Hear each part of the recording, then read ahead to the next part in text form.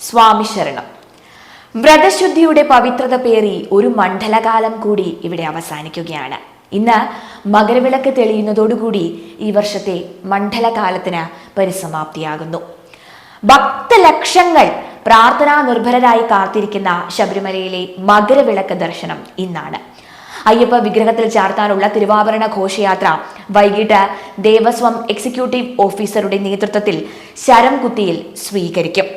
6:30 അയ്യപ്പന് തിരുവാഭരണം ചാർത്തി ദീപാരാധന നടക്കും. ദീപാരാധനയ്ക്ക് ശേഷം പൊന്നമ്പലമേട്ടിൽ മകരജ്യോതി ദൃശ്യമാകും. ആകാശത്ത് മകരസംക്രമ നക്ഷത്രവും കാണാൻ സാധിക്കും. നേരിട്ട് കാണാൻ സാധിക്കുന്ന ഇടങ്ങളിലെല്ലാം ഭക്തർ ഇതിനോടകം തന്നെ നിറഞ്ഞു കഴിഞ്ഞിരിക്കുകയാണ്. 2 ദിവസമായി ദർശനത്തിനെത്തിയ തീർത്ഥാടകർ മലയിറങ്ങാതെയാണ് മകരജ്യോതി ദർശനത്തിനായി കാത്തിരിക്കുന്നത്. ശബരിമല മണ്ഡലകാലത്ത് വിശ്വാസികൾക്ക് ഒഴിച്ചുകൂടാൻ സാധിക്കാത്ത ഒരു ഉത്സവമാണ് മകരവിളക്ക് എന്നത്. മകരമാസം ആരംഭിക്കുന്ന 1-ാം തീയതിയാണ് മകരവിളക്ക് നടക്കുന്നത്. മകരസംക്രാന്തി എന്നും ഇതിനെ വിശേഷിപ്പിക്കുന്നു. മകരവിളക്ക് ദർശിക്കുന്നതിന് വേണ്ടി ഇന്ത്യയുടെ വിവിധ ഭാഗങ്ങളിൽ നിന്ന് ലക്ഷക്കണക്കിന് ഭക്തജനങ്ങളാണ് സന്നിധാനത്തേക്ക് എത്തിയിരിക്കുന്നത്. വൈകുന്നേരത്തെ സന്നിധാനത്തെ ദീപാരാധനയോടൊപ്പം ക്ഷേത്രത്തിന്റെ ഒരു കോണിലുള്ള പൊന്നമ്പലമേട് എന്ന മലയുടെ മുകളിലുള്ള വനക്ഷേത്രത്തിൽ ദീപാരാധന നടക്കും. ഇതാണ് മകരജ്യോതി. ശ്രീധർമ്മശാസ്താ ക്ഷേത്രത്തിലെ ഏറ്റവും പ്രസിദ്ധമായ ഉത്സവം അതാണ് മകരവിളക്ക്. മകരമാസം തുടങ്ങുന്ന മകരമാസം 1-ാം തീയതിയാണ് മകരവിളക്ക് നടക്കുന്നത്. ഇന്നേ ദിവസം ശ്രീധർമ്മശാസ്താ ക്ഷേത്രത്തിൽ വളരെ വലിയ രീതിയിലാണ് വിശേഷാൽ പൂജകൾ അടക്കം നടക്കുന്നത്. എന്താണ് മകരസംക്രമ പൂജ?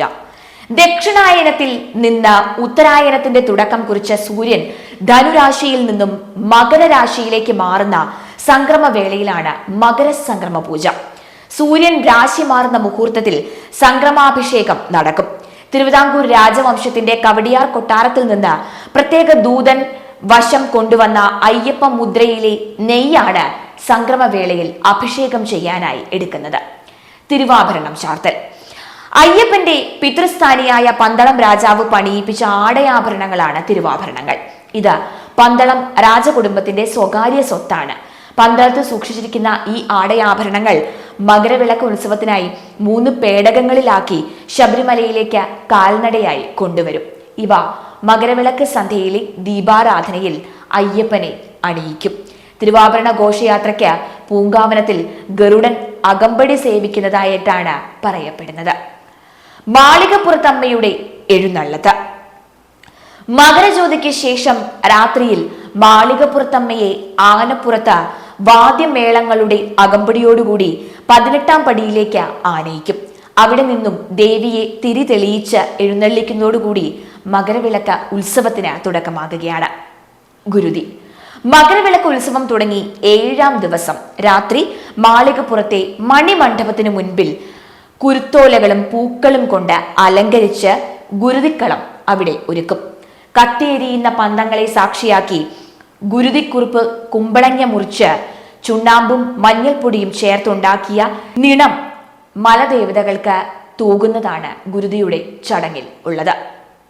ഗുരുതി കഴിഞ്ഞ പിറ്റേന്നാൾ പുലർച്ചെ നട തുറന്ന് തന്ത്രിയുടെ കാർമ്മികത്വത്തിൽ മഹാഗണപതി ഹോമം നടക്കും. ആ ദിവസം തീർത്ഥാടകർക്ക് അവിടെ ദർശനം ഉണ്ടാകില്ല. 6 മണിയോടുകൂടി രാജപ്രതിനിധി അവിടേക്ക് എത്തും. അതിനു മുൻപ് തിരുവാഭരണ ഘോഷയാത്ര 18-ാം പടി ഇറങ്ങും. തുടർന്ന് പന്തളം തമ്പുരാൻ ദർശനം നടത്തിയ ശേഷം മേൽശാന്തി നടയടച്ച ശ്രീകോവിലിന്റെ താക്കോൽ രാജപ്രതിനിധിയെ ഏൽപ്പിക്കും. രാജപ്രതിനിധി 18-ാം പടി ഇറങ്ങും. തുടർന്ന് അടുത്ത 1 വർഷത്തെ പൂജകൾക്കായി ദേവസ്വം അഡ്മിനിസ്ട്രേറ്റീവ് ഓഫീസർക്ക് താക്കോൽ കൈമാറുന്നതോടുകൂടി മകരവിളക്ക് ഉത്സവം സമാപിക്കും.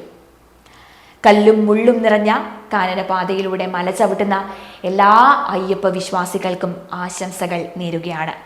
മകരവിളക്ക് കണ്ട് സായൂജ്യമടയാം. സ്വാമിയേ ശരണമയ്യപ്പ.